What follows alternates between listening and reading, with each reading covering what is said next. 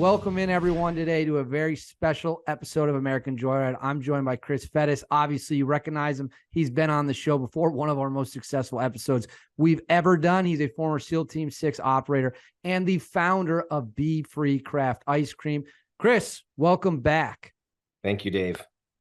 There's very few people that get to come back, but as you know, you're welcome on this show literally anytime you want. I'm honored that you take time out of your super busy schedule, setting up your ice cream company to do this, run this back again. But we've got a lot of important things to talk about today. It's going to be a little bit of a different tone than what we did the first time, which was a lot more about your history. It's going to be a lot more about where you're at now and the pressures that is. Let's just dive right into it. We're going to discuss today the pressure that the code of silence that is put on tier one operators and how that impacts them, the trauma that can come from that, and whether or not any of it's appropriate. So I just want to start right from the jump. What do you think about the pressure that is put on you and other tier one operators to not talk, not share your stories, and just sit in silence? Yeah, thanks, Dave. So I've thought about this one a lot, especially as I go through my things in my life and I sort of grow as a person or try my best to evolve and grow as a person.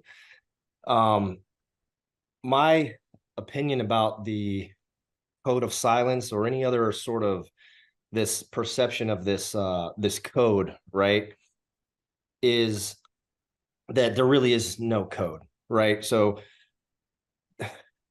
I mean that because it's already laid into policy, right? So when you're an active warrior today in the SEAL teams or any other unit, special forces unit, the code's there. You can't have a social media. We don't advertise the nature of our work. That's not even a code. That's written everywhere. That's a rule, right?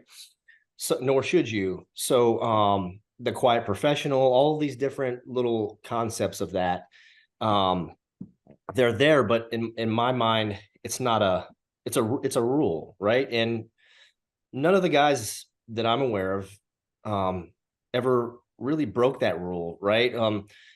Maybe different sort of versions of breaking that rule. I mean, we can go into this later when we talk about some other stuff, but talking about missions or operations, and it's for sure like capabilities and things that are need to be secrets, right, are the rule. Okay, so the code of silence thing I don't have the pressure of that because I've moved on from that code. That's the thing. You have to find your new mission, your new purpose in life, and your own code, and that's the thing, right? And then different guys, we're individuals too, right? So when we're there, we're machines, right? But underneath all of that, it's a brotherhood. So the brotherhood is a thing. So that is, and it's just not just, oh, he's my brother, he's, camaraderie. Yes. The brotherhood is this force, right, that exists inside of all of us, and it continues with us, right, through our lives, after, during, for sure. And so every dude that's been through a selection, and not even just through the selection, it's not over after that. You have to be accepted and vetted in some ceremony into your team of small guys, like your small team of guys. They're the gatekeepers, right?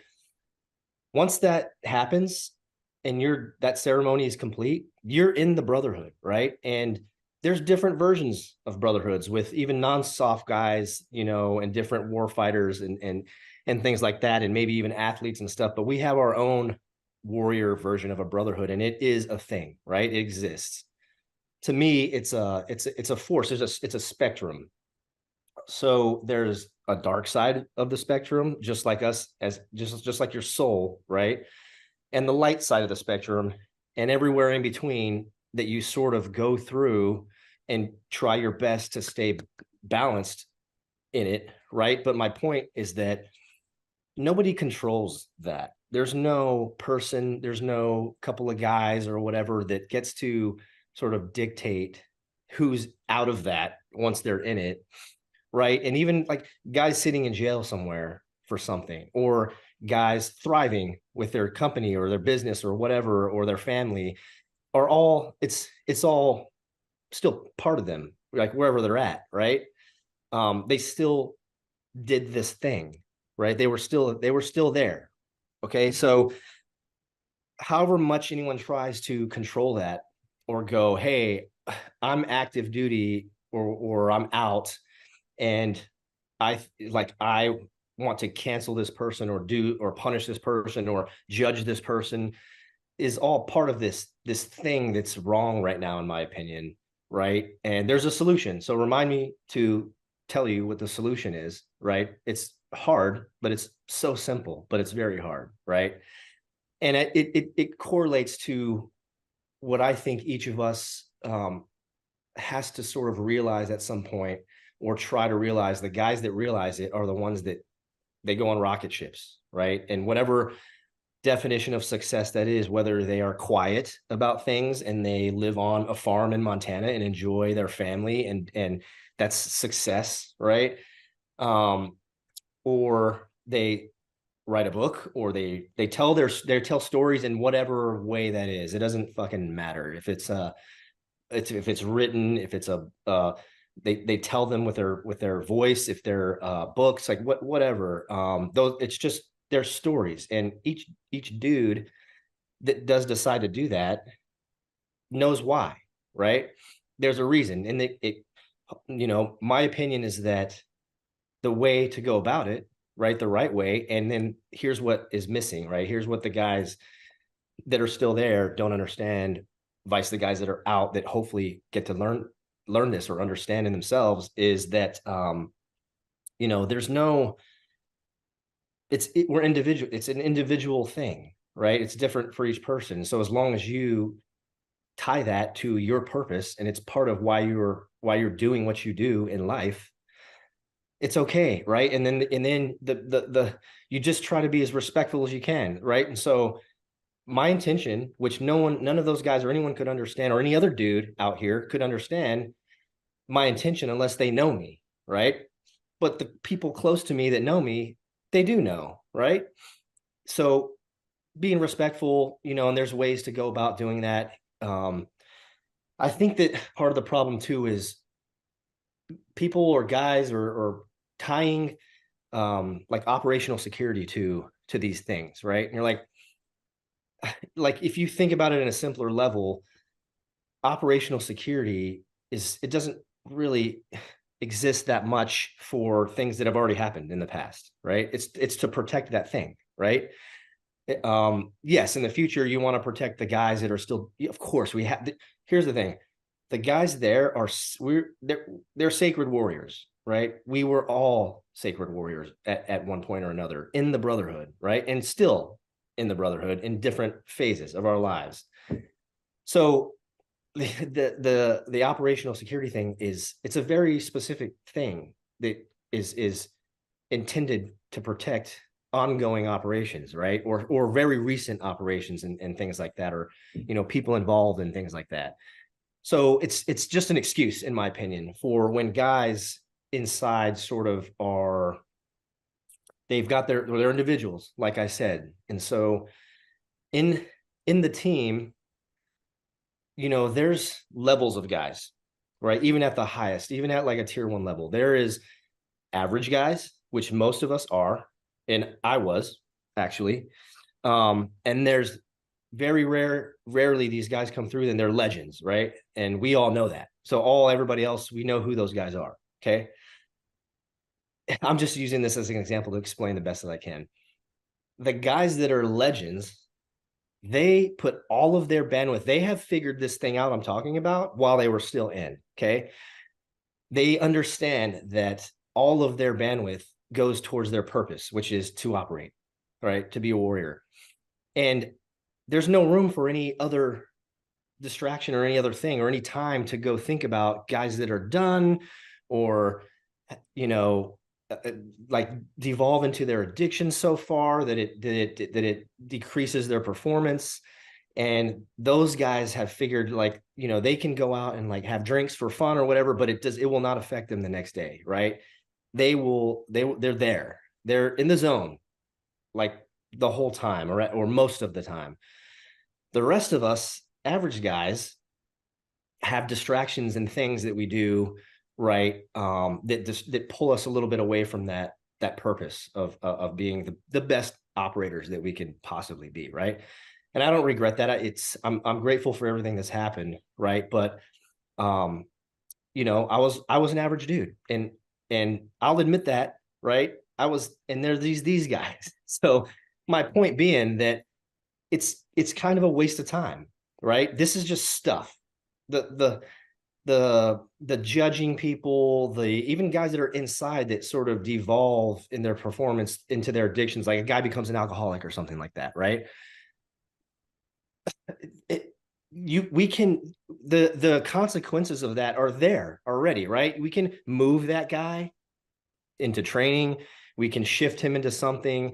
My point is that part of the solution is I don't want to ruin some of the next questions, but there's a solution. And you know, the guys that are not the legend type dudes are the ones, really, in my opinion, that are like, oh, that guy's, you know, he's an alcoholic now, he sucks and shitbag, you know.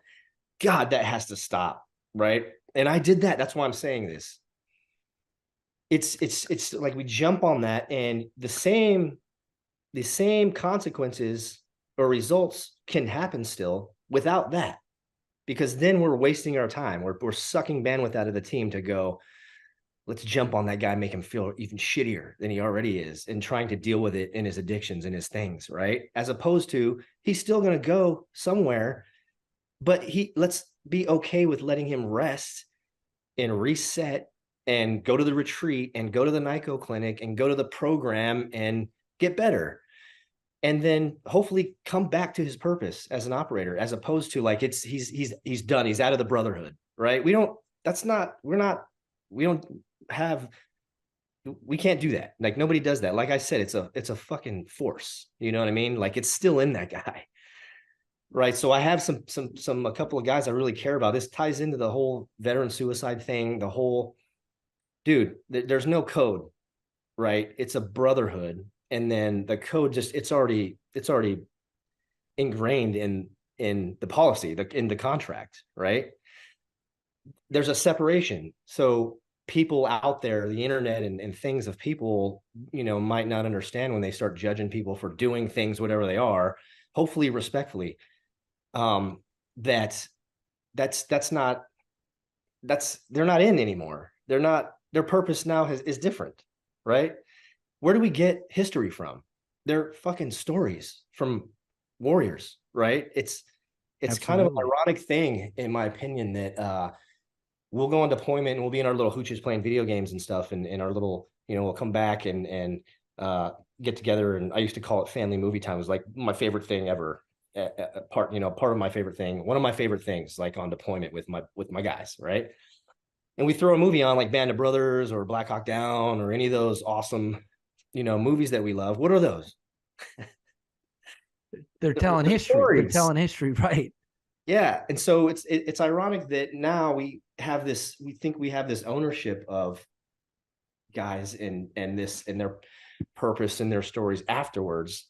Right. And like I said, not everybody needs to, but the guys that do, I promise you, it's part of why. It's part of their purpose, right? And that they understand, and that people close to them understand.